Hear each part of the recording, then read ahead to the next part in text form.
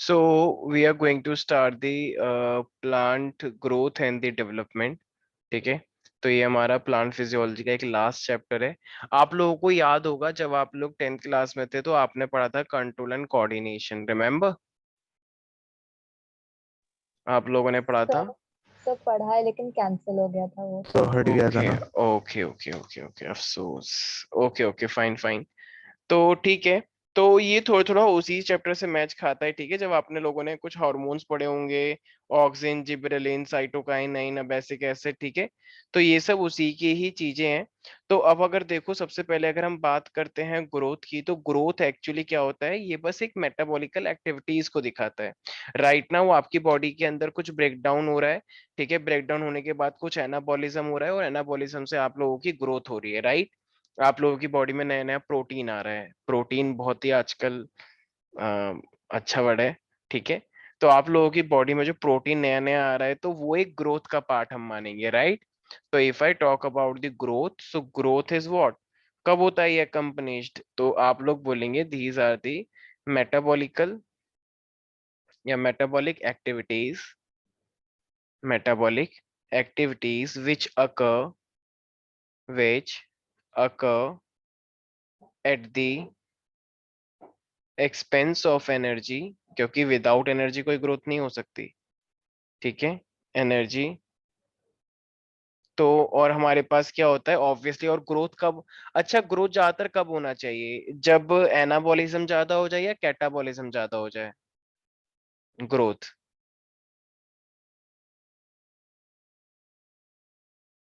कब ज्यादा हो जाना चाहिए? एनाबॉलिज्म या कैटाबॉलिज्म ज्यादा हो जाना चाहिए?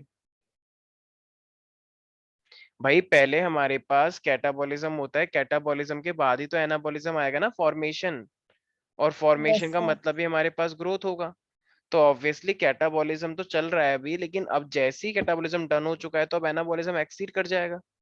तो जैसे ही एनाबॉलिज्म एग्जिट करता है रेट ऑफ कैटाबॉलिज्म से, तो फाइनली ग्रोथ टेक प्लेस। तो ग्रोथ अकर्स। तो ग्रोथ कब होती है? जब एनाबॉलिज्म एक्सीड कर जाता है कैटाबॉलिज्म के रेट से, ठीक है। जैसे कि अब हम इसका एक एग्जांपल देते हैं, तो अगर मैं इसका एग्जांपल दूंगा, तो ये मेरे पास जो सीड होता है, तो जब सीड जर्मिनेट करता है, ठीक है, तो ऑन जर्मिनेशन, तो सीड के जर्मिनेशन से हमारे पास हमको क्या मिलता है? एक मैच्योर, वो सीड थोड़ा सा अंकुरित होता है, ठीक है। उसमें से प्लम्यूल और जो एक हमारे पास होता है ना, एक होता है रेडिकल, एक होता है प्लम्यूल। तो प्लम्यूल से ऊपर का पोर्शन आता है, रेडिकल से नीचे का। तो मैच्योर सीड से फाइनली क्या निकलेगा? हमारे पास एक प्लांट निकल के आएगा, छोटा सा।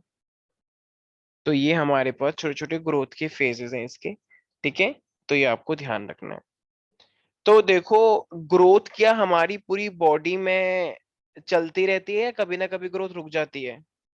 देखो, ग्रोथ हमारी बॉडी में इनडेटर्मिनेट है, मतलब ये आपकी पूरी लाइफ टाइम चलती रहती है, और ये एक तरह से अनलिमिटेड ग्रोथ है।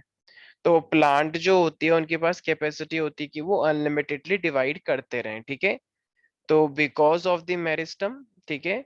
तो जो हमारे पास प्लांट होते हैं वो कंटिन्यूअसली डिवाइड करते रहते हैं, तो we should say plant growth is indeterminate, और यू कैन से इनडेटर्मिनेट। तो प्लांट जो होती है, ठीक है, उनके पास अनलिमिटेड ग्रोथ रहती है थ्रू आउट द लाइफ। और ऑफ कोर्स उसके अंदर कौन रोल प्ले करते हैं? हमारे पास ही apical meristem and lateral meristem. और फिर जब ये पूरा डेवलप होता रहता है तो फिर आगे जाके वो परमानेंट बन जाते हैं, यू नो इट। तो क्या प्लांट की ग्रोथ डेटर्मिनेट है या इनडेटर्मिनेट है? इनडिटर्मिनेट। इनडेटर्मिनेट है, क्योंकि वो चलती रहती है हमेशा। तो plant growth is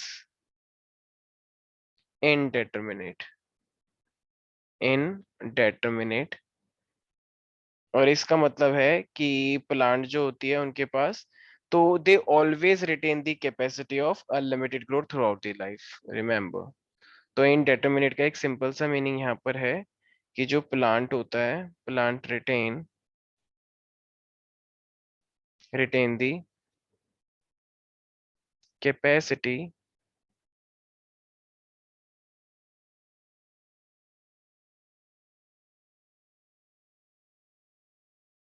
of unlimited growth through their life.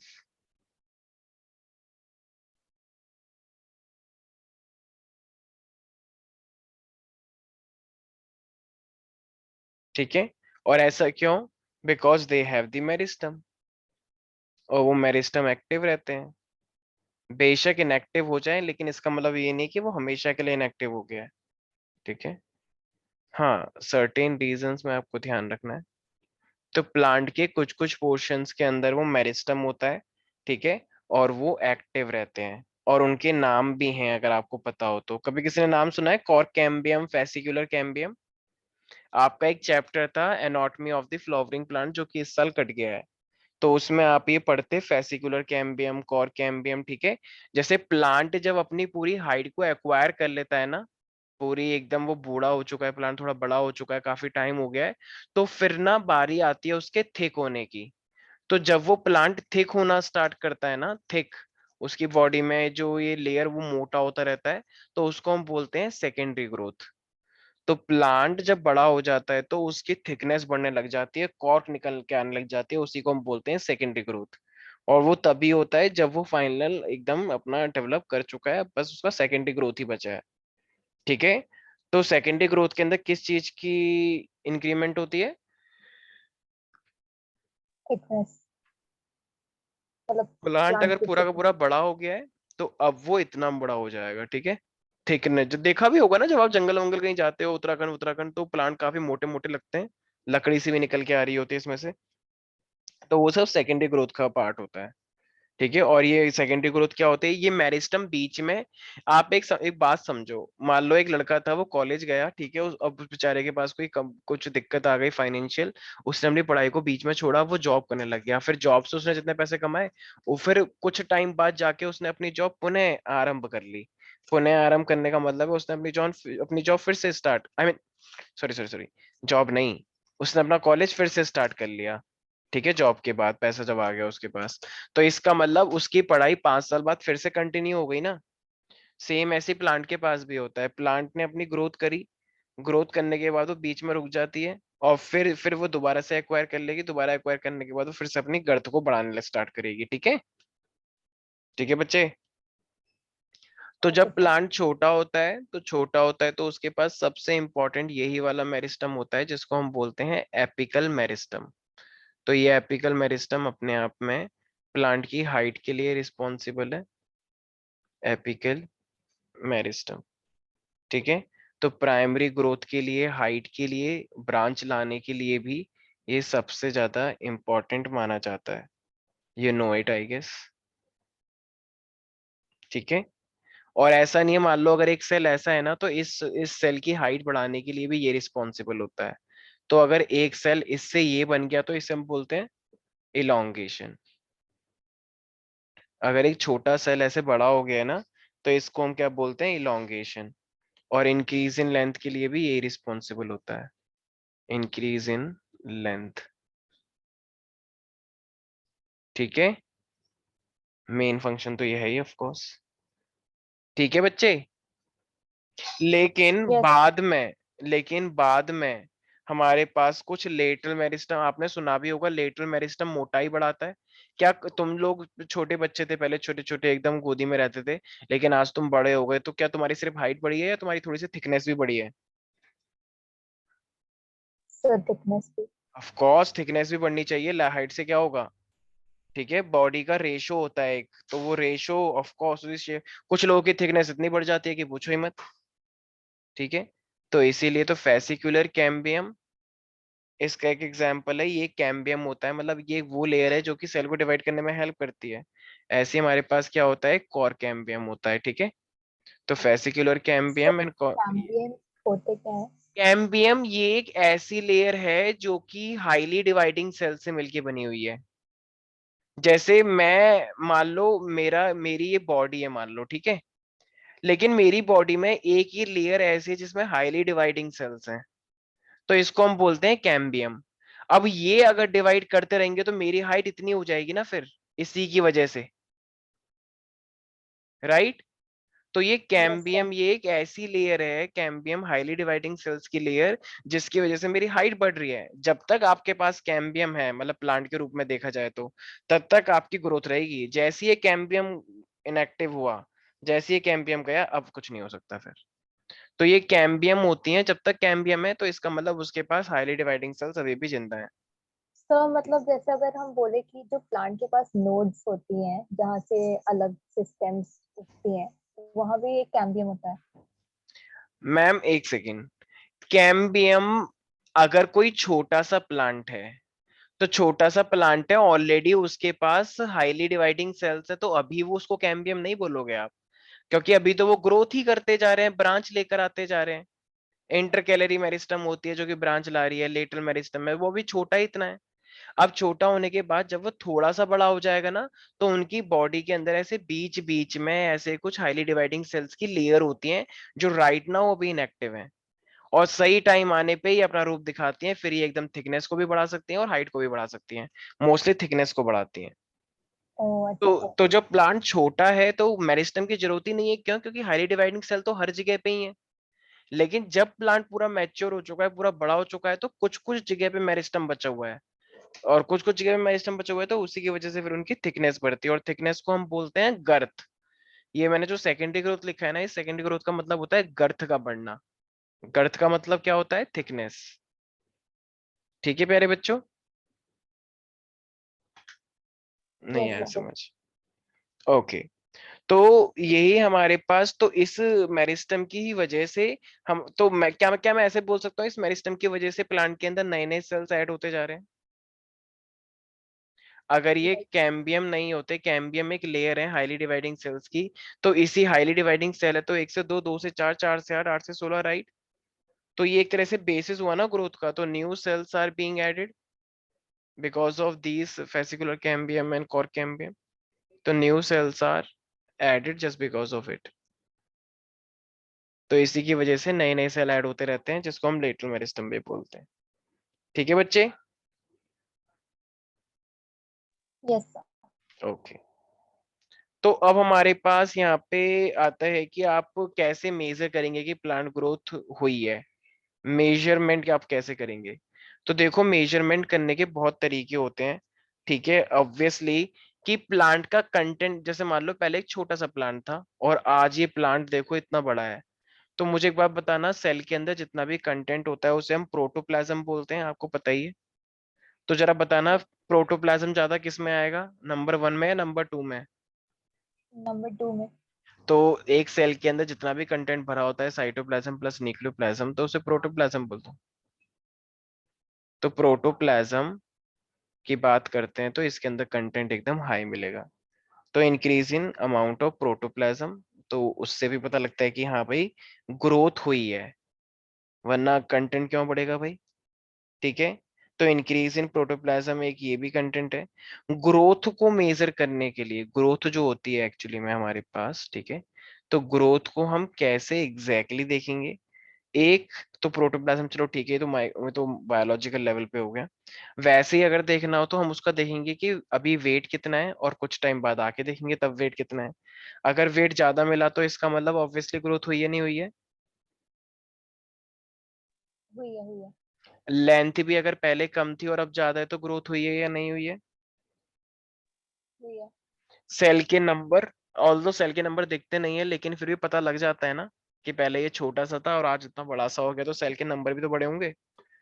अगर प्लांट का सरफेस एरिया पहले छोटी सी पत्तियां थी और आज बड़ी बड़ी पत्तियां हैं, तो अगर उसका सरफेस एरिया बढ़ गया है, तो ये भी एक ग्रोथ का इंडिकेशन है या नहीं प्यारे बच्चों? अब कुछ बच्चे कहेंगे सर आप ये कैसी बातें कर रहे हो, तो बहुत ही बच्चों वाली बातें हुई। हाँ अफसोस, ये सब बच्चों वाली बातें हैं। और ऐसी अगर उस प्लांट को निचोड़ के उसका लिक्विड निकाल दो, तो उसका जो ड्राई वेट होता है, मतलब ऑर्गेनिक कंटेंट, प्लांट भी तो पानी से ही भरा हुआ है ना थोड़ा थोड़ा, तो अगर हम उसका पूरा का पूरा लिक्विड को निकाल देंगे, तो जो ड्राई वेट होता है तो उसमें भी इंक्रीमेंट होता है। तो उसे भी हम ग्रोथ का ही पार्ट बोलते हैं। ठीक है बच्चे, याद रहेगा। अब आपको ना, देखो ये तो चलो हो गया, ठीक है, सिंपल सी बात। अब ना हमारे पास ना यहाँ पे ना फेजेस ऑफ ग्रोथ होते हैं। अब ये फेजेस ऑफ ग्रोथ का मीनिंग क्या होता है प्यारे बच्चों? तो फेजेस ऑफ ग्रोथ का मीनिंग है, देखो सबसे पहले लेवल पे ना सेल बस डिवाइड करते रहते हैं। तो सेल जब सिर्फ और सिर्फ डिवाइड करते रहते हैं तो इसको हम बोलते हैं मेरिस्मेटिक फेज। सबसे पहले कोई भी जब सीड होता है तो अब वो जब वो नया प्लांट बना रहा है तो सबसे पहले सिर्फ और सिर्फ इसकी बॉडी में क्या होता है, मेरिस्मेटिक फेज होता है। और इस मेरिस्मेटिक फेज में सेल बस डिवाइड ही करता रहता है अंधाधुंध तरीके से, 1 से 2, 2 से 4, 4 से 8, 8 से 16, 16 से 32। ठीक है। अच्छा, अब जब सेल नंबर में तो बढ़ गया, लेकिन क्या एक सेल अगर छोटा सा है तो क्या ये जिंदगी भर छोटा ही रहेगा? भाई सेल का साइज भी तो बढ़ता है ना। इस दुनिया में एक तो बच्चों के नंबर बढ़ रहे हैं, ठीक है, कि तो क्या बच्चों के नंबर बढ़ रहे हैं तो क्या वो बच्चे बच्चे ही हैं या एडल्ट भी बनेंगे? एडल्ट भी बनेंगे। तो क्या मैं बोल सकता हूँ सेल डिवीजन के बाद यहाँ पर फिर मेरे पास इलोंगेशन फेज भी आएगा? इलोंगेशन का मतलब एक छोटा सा सेल जो है तो वो भी तो बड़ा होगा ना, तो ओवरऑल इंक्रीमेंट नहीं हो जाएगा फिर? तो सेल, क्या मैं इसे सेल एनलार्जमेंट बोल सकता हूँ, सेल का साइज इंक्रीमेंट बोल सकता हूँ? तो एक तो नंबर बढ़े सबसे पहले, और फिर जो एक बनकर आया फिर वो, फिर जब ये सेल एनलार्जमेंट होगा तो फाइनली ये एक फेज में एंटर करेगा जिसे हम क्या बोलते हैं, मैच्योरेशन। मैच्योरेशन का मतलब ये फर्दर रेडी हो रहा है किस चीज के लिए, कि ये भी डिवाइड करे, मैच्योर हो चुका है रिप्रोडक्शन के लिए भी। तो इसको हम बोलते हैं सेल डिफरेंशिएशन। क्या बोलते हैं प्यारे बच्चों? Cell cell differentiation. Differentiation. Although ये डिफरेंशिएशन बहुत टाइप का होता है, डिफरेंशिएशन, डी डिफरेंशिएशन, ठीक है। हम पढ़ेंगे कि बार बार अगर वो वाली चीजों को एक्वायर करता रहे, ठीक है, तो उसे डिफरेंशिएशन, डी डिफरेंशिएशन, री डिफरेंशिएशन भी बोलते हैं। तो इससे पहले कि मैं अभी आगे बढ़ूं, मैं चाहता हूं कि आप लोग एक छोटी सी वीडियो देखें, क्योंकि इस वीडियो को देखने से आपको थोड़ा ज्यादा समझ में आएगा। ठीक है बच्चे? तो ये तो चलो ठीक है कि हमारे पास इस तरीके से ये सेल की ग्रोथ हो रही है, प्लांट की भी ग्रोथ हो रही है, ठीक है। तो हाँ, वैसे हमारे पास ना एक ना अरिथमेटिकल ग्रोथ और एक ज्योमेट्रिकल ग्रोथ भी होती है, ठीक है। तो मतलब बहुत ही एकदम स्पीड से अगर मान लो मेरे पास कोई भी ग्रोथ चल रही हो, बहुत ही स्पीड से एकदम, जैसे आप लोग जानते हो, आप लोगों ने एक मैथ्स में एक चीज पढ़ी थी 10th में, अरिथमेटिकल मीन और geometrical mean, remember something something? Yes sir. तो एक तो होता है कि चलो 2 से 4, फिर 4 से 6, फिर 6 से 8, फिर 8 से 10, फिर 8 से, आई मीन 10 से 12। तो ये तो चलो ठीक है, अरिथमेटिकल ग्रोथ हो रही है प्लांट की, कि चलो धीरे धीरे करके, बहुत ही धीरे धीरे करके वो बढ़ रहा है, ठीक है। लेकिन एक मेरे पास क्या होता है, एक होता है कि 2 से 4, 4 से 8, 8 से 16, 16 से 32। तो इसका मतलब ये तो बड़े ही खतरनाक तरीके से बढ़ रहा है। ये तो मतलब डबल ज्योमेट्रिकल, जैसे कोरोना वायरस फैलता है उसी स्पीड से बढ़ रहा है, इजंट इट? इन बच्चों को यस कुछ सर। समझ नहीं आ रहा मैं क्या बोल रहा हूँ। सर आ रहा है। ओके। तो ये सब चीजें हमें थोड़ा सा ध्यान रखनी है, ठीक है। तो देखो अब ना हमारे पास ना एक टॉपिक आएगा जिसे हम बोलते हैं differentiation, D differentiation and re differentiation, ठीक है।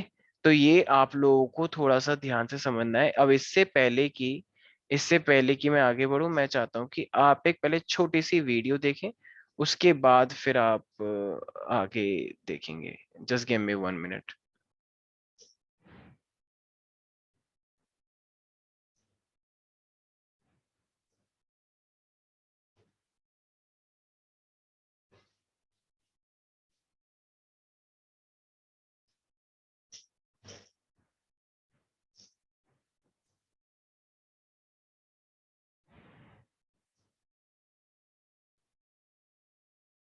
क्या आप दोनों हैं यहाँ पे?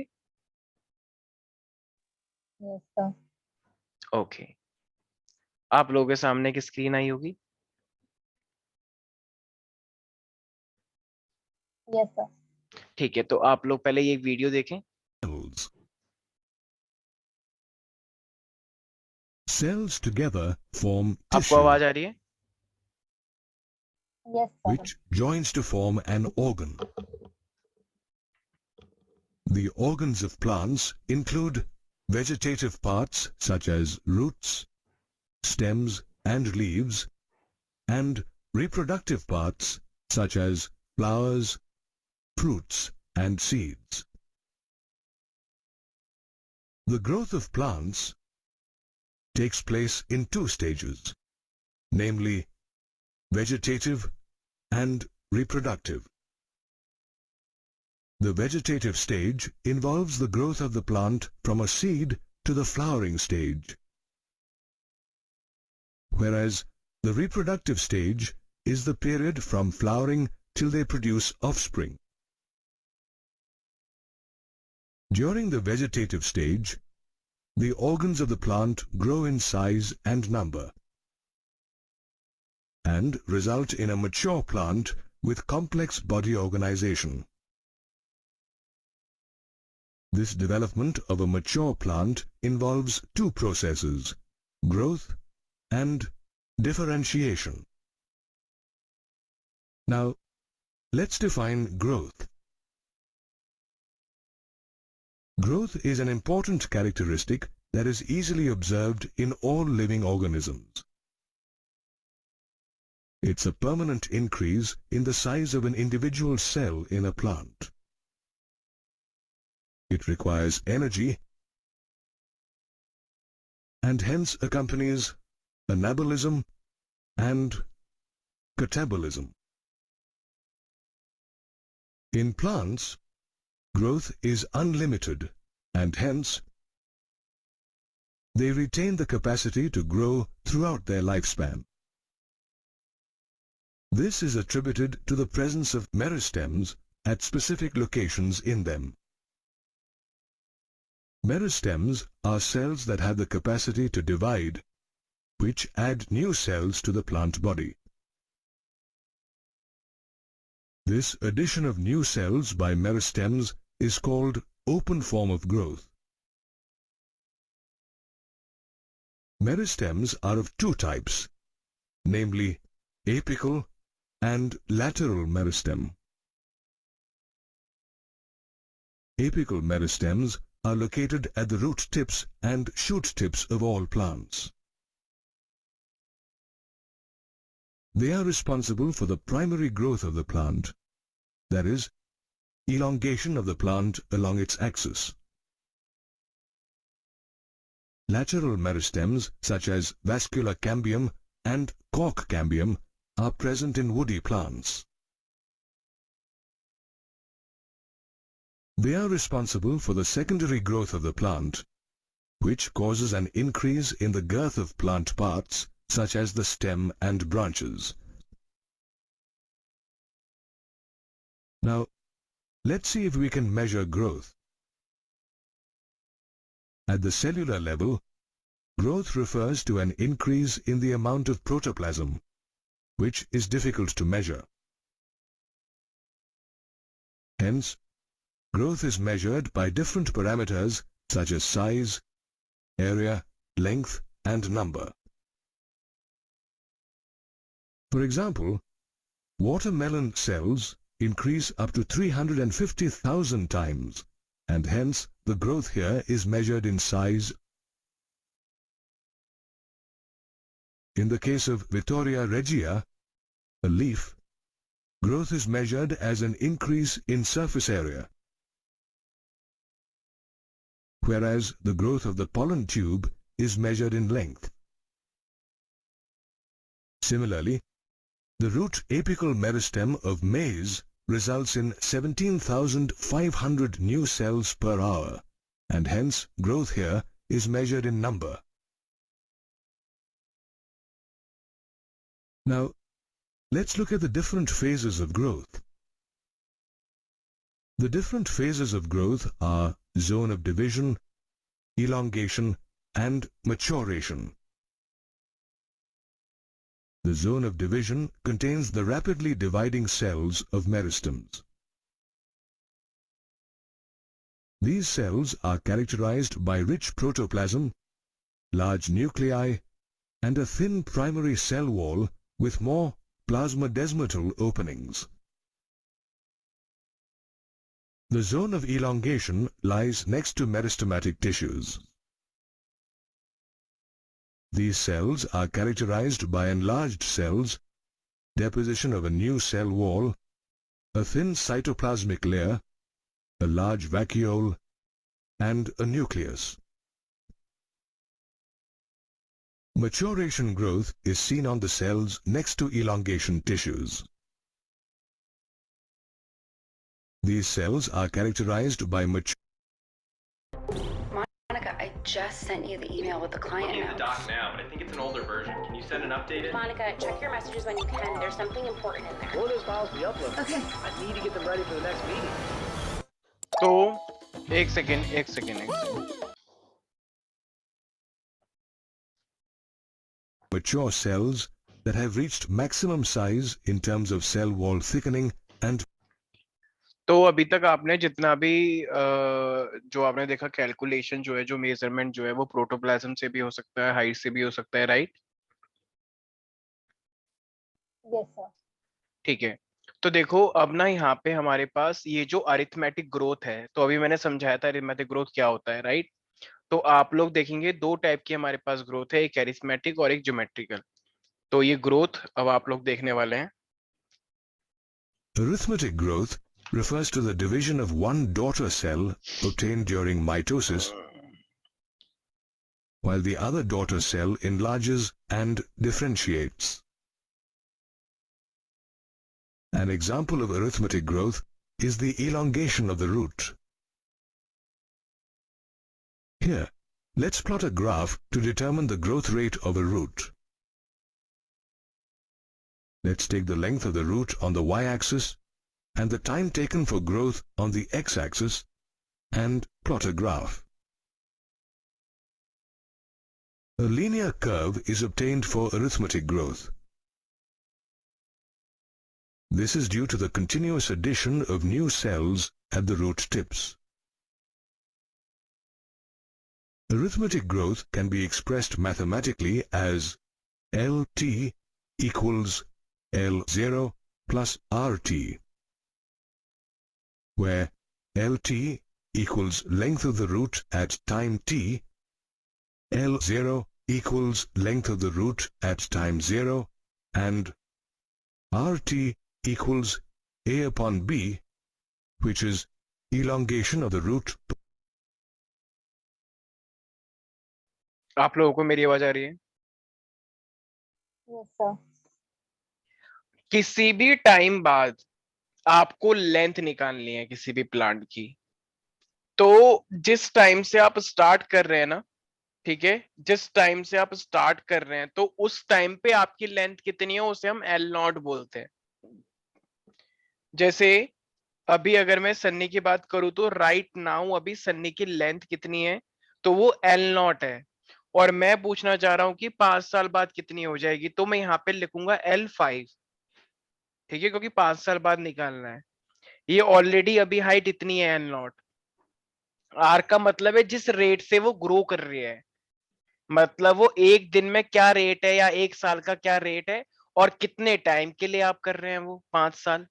मान लो एक साल में अगर मान लो कि सिर्फ 10 सेंटीमीटर बढ़ रही है, 10 सेंटीमीटर काफी होता है, एक साल में अगर 10 सेंटीमीटर, तो 10 सेंटीमीटर रेट हो गया ना एक साल वाला, और टाइम से मल्टीप्लाई कर दो कि इतने साल तक के लिए निकालना है, तो उससे आपकी वो फिर वो टोटल हाइट निकल के आ जाएगी, ठीक है।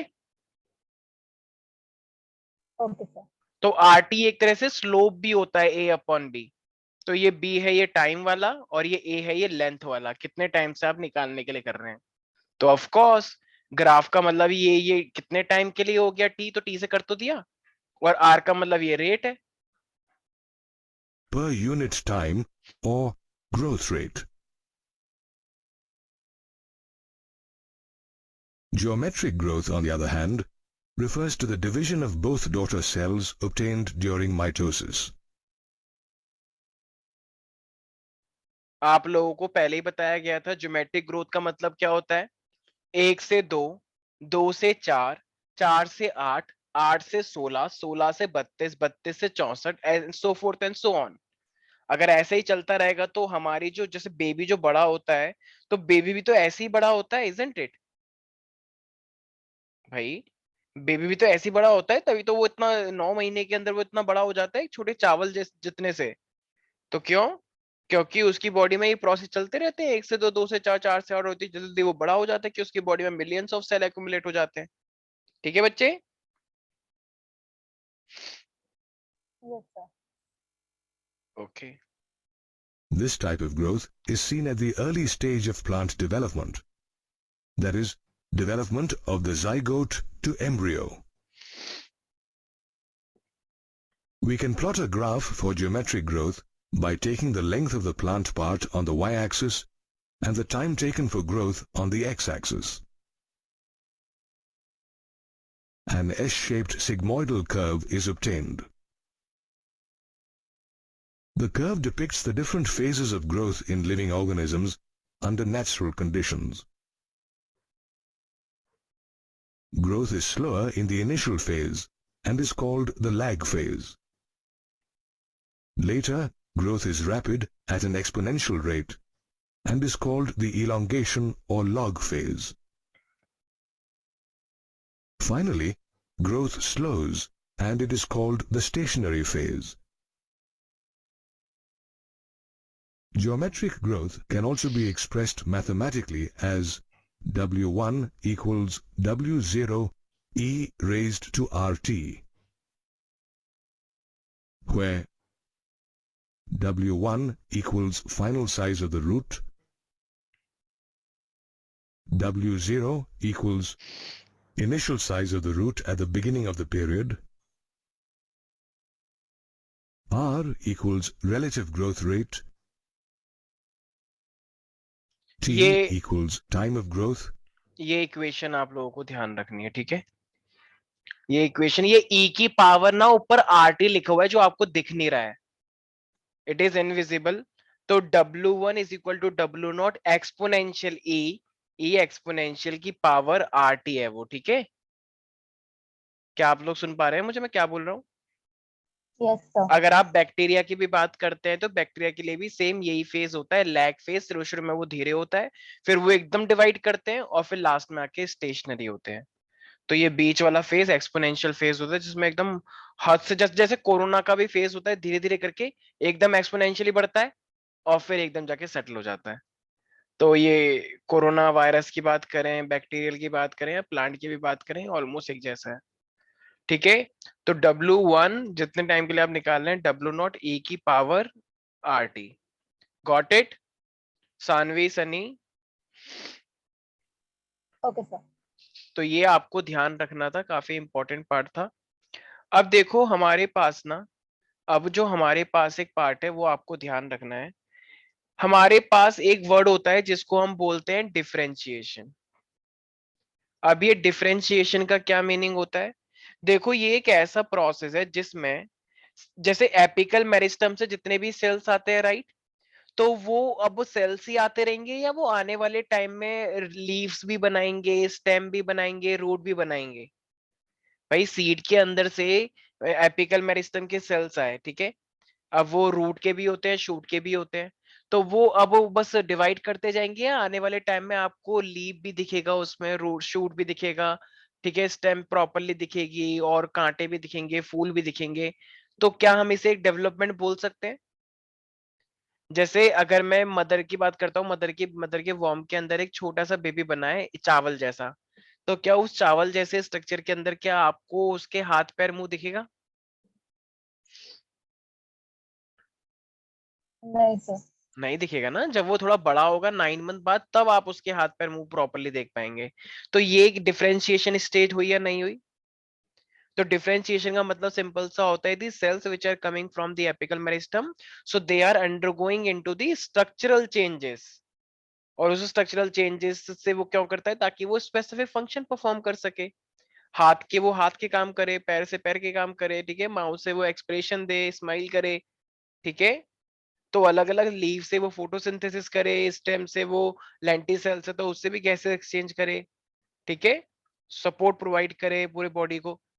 तो ये डिफरेंशिएशन होता है. Differentiation is just the like एकदम अंडर डेवलप स्ट्रक्चर से डेवलप स्ट्रक्चर बनना. Got it? एक छोटे से एम्ब्रियो से एक बेबी बनना, it is called differentiation. Got it? Okay sir. Plant के अंदर जो सने, तुम हो यहाँ पे? Yes sir. पक्का सो तो नहीं रहे हो? No sir. तो मेरिस्मेटिक से आप लोग जानते हैं कि परमानेंट सेल्स आते हैं, राइट? परमानेंट प्लांट सेल आते हैं। तो एक्चुअली में ना अब देखो ये प्लांट पूरा बन चुका है, अब पूरा प्लांट बन चुका है तो अब वो थोड़ा ओल्ड हो रहा है। तो ओल्ड होने पे जैसे मुझे एक बात बताओ, आप लोग जब 30 साल के हो जाओगे, 25 साल के हो जाओगे, तो क्या आपकी हाइट बढ़ेगी? नहीं सर।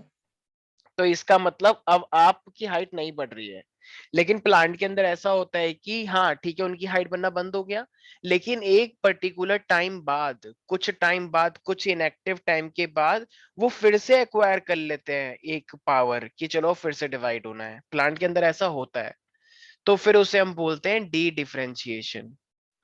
ठीक है, तो ये डी डिफरेंशिएशन का मतलब क्या है कि जो पार्ट अब क्या कर रहा था, डिवाइड कर रहा था, तो उन्होंने अपनी एबिलिटी को बीच में लॉस किया कि अब वो नहीं डिवाइड हो रहे हैं, लेकिन एक पर्टिकुलर टाइम बाद वो फिर से अब डिवाइड होने लग गए हैं, उनकी हाइट बढ़ रही है, उनकी थिकनेस बढ़ रही है सबसे ज्यादा। तो इसको हम बोलते हैं dedifferentiation. So can we say it is a process in which the permanent plant cell regain the power to divide under certain condition? अब वो फिर से डिवाइड कर रहे हैं ओल्ड होने के बावजूद, यस और नो? Yes sir. तो उन सेल्स को हम क्या बोलेंगे? कैन वी से डी डिफरेंशिएशन। अच्छा, तो अब जब ये डिवाइड करते जा रहे हैं, करते जा रहे हैं, तो ये अब कंटिन्यूअसली चलेगा, ये भी स्टॉप होगा? अब बुढ़ापे में भी इनकी सेल डिवाइड होते जा रहे हैं, उनकी थिकनेस बढ़ती जा रही है, तो ये चलता रहेगा या ये भी स्टॉप होगा? स्टॉप होना चाहिए। ऑफ कोर्स, वरना तो फिर तो वो बहुत ही बड़े हो जाएंगे, आसमान को टच कर जाएंगे। तो अब जैसी वो स्टॉप होगा उसी को हम बोल देते हैं रीडिफरेंशिएशन।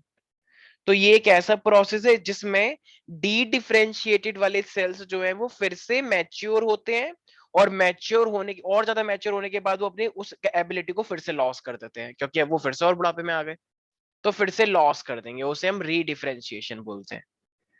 तो एक सिंपल सी बात है, मैं एक प्लांट हूं, मैं पहले एम्ब्रियो से आज एकदम नॉर्मल एडल्ट पर्सन बन गया, मेरे हाथ पैर मुंह सब कुछ है, तो मैं इसे डिफरेंशिएशन बोलूंगा। ठीक है, लेकिन अब राइट नाउ मेरी हाइट नहीं बढ़ रही, लेकिन मान लो मैं 50 साल का हो गया और एकदम से मेरी बॉडी में कुछ हुआ, अब मेरी हाइट बढ़ रही है। तो अब मेरी हाइट बढ़ रही है तो उससे मैं क्या बोलूंगा? D differentiation, right? अब मेरी हाइट को बढ़ाते जा रहे हैं, बढ़ाते जा रहे हैं, लेकिन अब जैसे मैं मान लो 60 का हुआ, तो अब ये हाइट मेरी बढ़ती रहेगी 60 साल तक भी, या फिर से स्टॉप होगी? सर स्टॉप हो जाएगी। तो बस अब इसे बोलते हैं रीडिफरेंशिएशन। रीडिफरेंशिएशन से कंफ्यूज मत होना कि री फिर से कुछ हो रहा है, ना ना ना ना, अब वो स्टॉप हो गया एक तरह से, ये समझ के चलो। तो डी डिफरेंशिएशन सेल फिर से मैच्योर होते हैं और फिर वो स्टॉप हो जाते हैं। ठीक है, सानवी एंड सनी प्यारी बच्ची, yes okay sir. Sir. Are you sure everybody? तो ठीक है, मैं एक बार आप लोगों को डिफरेंशिएशन और डी डिफरेंशिएशन भी आप एक बार अगर देख लेंगे तो आप लोगों को थोड़ा सा और बेटर फील होगा मेरे अकॉर्डिंग। ठीक है, तो just give me 1 So I've second. got my essay written, अरे and I've भाई been working रुक, on it for about a week.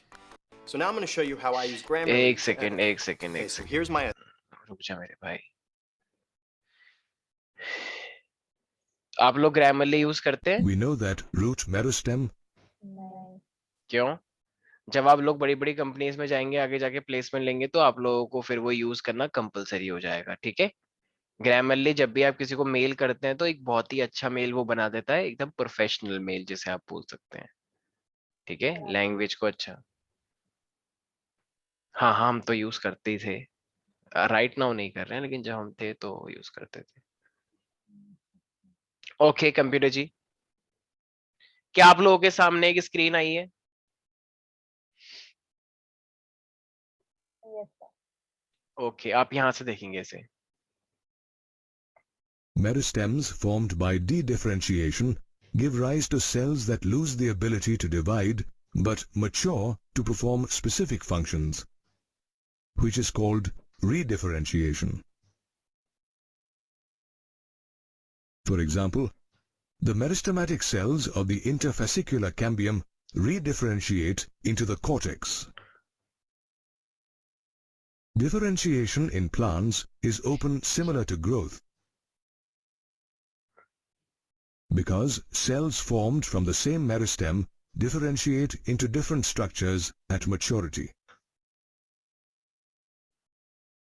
The final structure of a cell at maturity is determined by its position in the plant. For example, cells distal to root apical meristems differentiate into root cap cells, and cells at the periphery differentiate into the epidermis. Plants also develop different structures in response to different phases of life or the environment. This phenomenon is called plasticity. Heterophyli, the presence of more एक than one second, type. ये आपको नहीं करना, this is out of syllabus. Sir एक minute, ये D हाँ। Differentiation तक clear भी हुआ, मतलब वो उसमें सेल जो मतलब बाद में डिवाइड नहीं हो सकता, मतलब वो मैच्योर हो चुका है वो सेल, है ना? डी क्या डिफरेंशिएशन, रीडिफरेंशिएशन क्लियर नहीं हुआ? नहीं, डी डिफरेंशिएशन में सेल अब डिवाइड होने की एबिलिटी लूज कर देता है ना? नहीं नहीं नहीं नहीं नहीं नहीं, डी डिफरेंशिएशन के अंदर तो वो फिर से डेवलप होता है ना प्यारी बच्ची। मैंने अभी एक स्टोरी बताई थी, मैं अगर छोटे से बड़ा हो गया हूं तो डिफरेंशिएशन तो नेचुरली हुआ ना। तुम लोग भी छोटे से आज इतने बड़े हो गए, तुम्हारे हाथ पैर एकदम अच्छे से काम कर रहे हैं, तो इसका मतलब वो डिफरेंशिएशन ना, डिफरेंशिएशन का मतलब डेवलपमेंट। ठीक है, तो हो गया इतना ओके। सिंपल। जब तुम 50 के हो जाओगे, ठीक है, अब तुम मान लो तुम्हारा पूरा डेवलप हो गया, तुम 20 साल के हो, अब 20 साल में क्या, 20 साल के बाद कोई हाइट बढ़ रही है आपकी? नहीं। नहीं बढ़ रही। तो 20 से 50 साल तक आपकी कोई हाइट नहीं बढ़ी, ठीक है, तो उसमें कुछ भी प्रोसेस नहीं हुआ। लेकिन मान लो तो आप एक प्लांट, और जैसे आप 50 साल के हुए ना, आपके सेल्स के अंदर पता नहीं क्या हुआ, आपकी हाइट भी बढ़ी थोड़ी सी और आपकी थिकनेस भी बढ़ती जा रही है जैसे आप 50 साल के हुए, तो उसे बोलते हैं डी डिफरेंशिएशन। ठीक है, सो डी डिफरेंशिएशन का मतलब होता है जो आपके डेवलप सेल थे, जो आपके डिफरेंशिएटेड सेल थे, they regain the capacity to divide mitotically. they will do mitosis, and they are producing number of cells one after another. तो 50 साल में भी आई की हाइट और थिकनेस बढ़ रही है, वो डी डिफरेंशिएशन है। अब ये जब तक चल रही है, लेकिन एक टाइम पे बाद इसको भी तो स्टॉप होना पड़ेगा। तो ये जो डी डिफरेंशिएटेड वाले सेल्स थे, अब ये क्या होंगे, ये और मैच्योर होंगे 60 साल के, और फाइनली अपनी एबिलिटी को लूज कर देंगे, उसे हम बोलते हैं रीडिफरेंशिएशन। ठीक है, ओके सर। यही तो समझाया था अभी। ओके, तो ठीक है भाई, ये हम नेक्स्ट क्लास के अंदर अपना फिर से कंटिन्यू करेंगे। ठीक है, बच्चे थोड़े कम हैं, तो आज के लिए हम अपना डिफरेंशिएशन, डी डिफरेंशिएशन और रीडिफरेंशिएशन पे अपने इस टॉपिक को यहाँ पे क्लोज करते हैं, राइट? लेकिन आपको वो इक्वेशन याद रखनी है, L naught is equal to L T is equal to L naught plus का आर टी। याद रखोगे प्यारे बच्चों? Yes sir. ओके, तो आप लोगों को ध्यान रखना है कि ये बहुत ही इक्वेशन काफी इंपॉर्टेंट। कितने टाइप की ग्रोथ होती है सन्नी? 2 हाँ, क्या नाम है उनका? डिफरेंशिएशन। अबे अबे arithmetical growth and geometrical growth. अच्छा सर, वो पूछ रहे थे। हाँ, ग्रोथ पूछ रहा था। ठीक है, तो चलो आज के लिए इतना ही करते हैं, rest of the portion will discuss in the next class. Bye bye, take care, see you. Thank you sir.